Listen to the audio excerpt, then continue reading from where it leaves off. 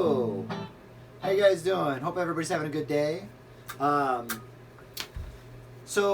been seeing a lot of people ask questions about like the best way to learn modes and things of this nature.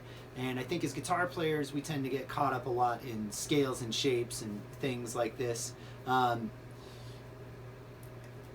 personally think that the best way to approach learning your modes is to learn the color of that said mode. So I think I'm going to do a handful of lessons here talking about the defining color of some of the different modes and different playing situations in which you would use that and why. Okay, so let's get right into it here. Most guitar players, once they start to become intermediate and start working their way to a more advanced level, it becomes a pressing matter to learn all of your modes. And I feel like people put too much weight on that, because really at the end of the day, modes are all fine and good, but they're really just the colors of the chords that are happening underneath it. So no mode is really going to it's not going to sound like any mode or any other mode unless it has the right chords underneath it, okay? So what do I mean by that? Well, some of you may know this, and if you are in the process of learning your modes, you may have seen several different diagrams floating around talking about, different formulas. Like if you're in A Dorian, you want to play your G major scale, and all that stuff is true. But the problem with that way of thinking is that if I'm playing my G major scale, but really I'm in A Dorian, I'm still playing G major. Now that might sound a little heady, but what I mean by that is if you're thinking of playing G major riffs, G major phrasing and G major lines, then the direction of your lines are going to sound like G major. So when I teach people the modes, I like to go through and talk about what defines each mode, what that color sounds like to them, and how we use it, okay? So today we're going to talk a little bit about Dorian mode, which is mode number 2. So Dorian is and just so you guys know, mode basically just means scale. It's just a term for a different type of scale that's not just major or minor, okay? Dorian is a minor sounding mode, and so let's talk about what defines it, okay? When we talk about scales and when we talk about music theory a lot, we tend to use numbers. So if you're not hip to that, or if that's a little beyond you, definitely reach out to me and we can kind of get you up to speed on it. But basically, each note of each scale is going to get a number attached to it. So in our case, we're talking about A Dorian today. So there's the first octave of the scale, and I'll go over that a little more for you here in a minute. But basically, we have scale degree 1, scale degree 2, then we have a flat third, right? So that's what makes it sound minor, is that flat third. Then we have scale degree 4, scale degree 5, and then we have a natural 6. Then we have a flat 7, and then we have the root again.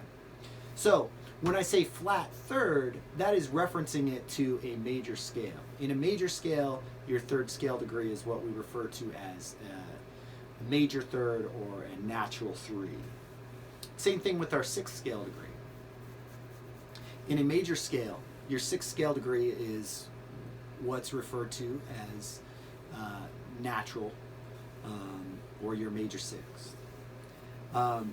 Now that's all that information is music theory info that we can go over. If you'd like to, you can reach out to me at thomasonmusic.contact@gmail.com. But today, for our purposes, we're going to talk about this Dorian mode. So we have that flat 3, so that makes it sound minor. These are the defining elements of that mode.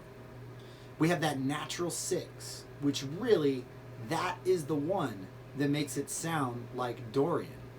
That is the one note that makes it different from just a normal natural minor scale. Your natural minor scale, flat 3, flat 6, flat 7. Those are the notes that are altered from your major scale. So, in order for us to really play and make the sound and create the colors that the Dorian mode makes, we have to highlight those notes that are changed. So it's not just blowing through our scale, right? Sure, the notes in A Dorian are the same notes that are in your G major scale. However, if I'm playing G major, a lot of my phrases are instinctually going to end on B and, probably D, and a lot of them ending on G. And sure, all those notes sound fine over our A Dorian groove, but if I'm really trying to highlight Dorian, I want to be playing a lot of F sharp and a lot of C. And so B is good too, because that's our 9th scale. B works in both cases. So what I want to encourage you guys to do as you go through to learn this scale here and learn this mode is what I call note meditation. Okay? So what we do here is I have a loop setup that's just A minor to a D major chord. Okay? That is a very common progression that absolutely calls for Dorian mode. The reason for that is because if we were in A natural minor and we played our A minor chord, our 4 chord would be a D minor chord. But when we make that D chord a D major chord, we change our F note from an F natural up to an F sharp. F is the 3rd degree of that D chord. That 3rd degree is what defines it as being major or minor. When it's a flat 3rd, then it is a minor chord, and when it is a major 3rd, then it is a major chord. That is relating back to the D note. So when we have A minor going down to our D major, we have raised what is our F sharp from F to F sharp. That is the note that defines Dorian. Okay? You hear this in Santana songs, you hear it a lot in kind of Latin groove music, and even a lot of kind of modern pop music, you'll hear this kind of groove. But basically, anytime you're in a minor key and the 4 chord is a major chord, Dorian is the ticket because of that natural 6 there. Okay? So I have this little, back to our note meditation here. I have this A minor to D major loop set up here. I'm going to pull that in just a little bit. And now, what I'm going to do is I'm just going to play through the scale. I'm going to play in a higher octave so that we can hear the notes real clearly.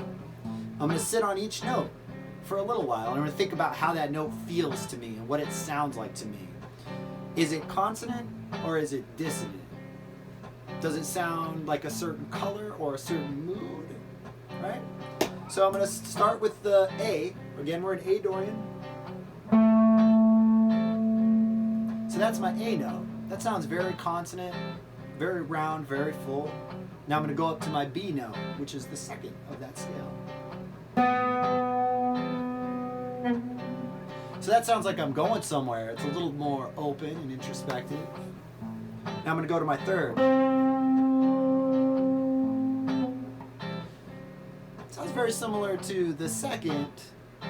A little bit moody, but still more consonant than the 2nd was. So again, here's my 2nd. Now my 3rd. So the 3rd definitely sounds like I'm at home, right? I'm going to go up to my 4th. Definitely I raise my eyebrows on that one a little bit because it sounds like I'm asking a question. Now I go to my 5th. Sounds good and almost happy even though we're in a minor key. Real consonant sounding note. Now, we're going to play our natural 6th scale degree up against this and we're going to sit with it and just try to recognize how it makes us feel.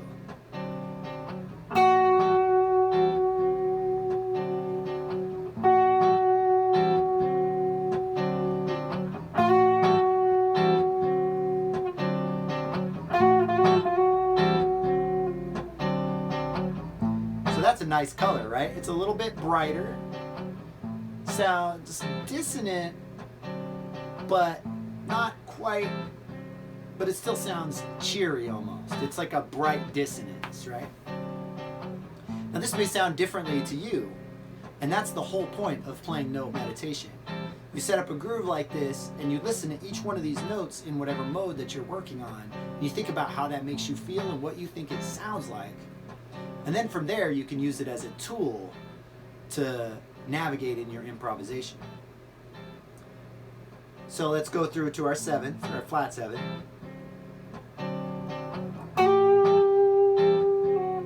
It sounds kind of bright. It's kind of medium. It's not really dissonant. It's not really consonant. Sounds like it's going somewhere though. Then we're back to our root, and we have our consonants again. So instead of just playing your G major scale, when you're playing A Dorian, what I'd like to encourage you to do is sit through and play each one of those notes individually and try to figure out how they make you feel, and then from there you can determine how to use those tools as you improvise. So I hope you guys sort of gained a little bit of information on this lesson here. Just walking you through the Dorian mode there a little bit, and best practices as to how to really play Dorian mode rather than just playing a scale shape. If you have questions about this, I know this lesson was a little more theory heavy than a lot of them have been. If that's something you're interested in, definitely reach out to me. You can reach me at thomasonmusic.contact@gmail.com. Thanks so much.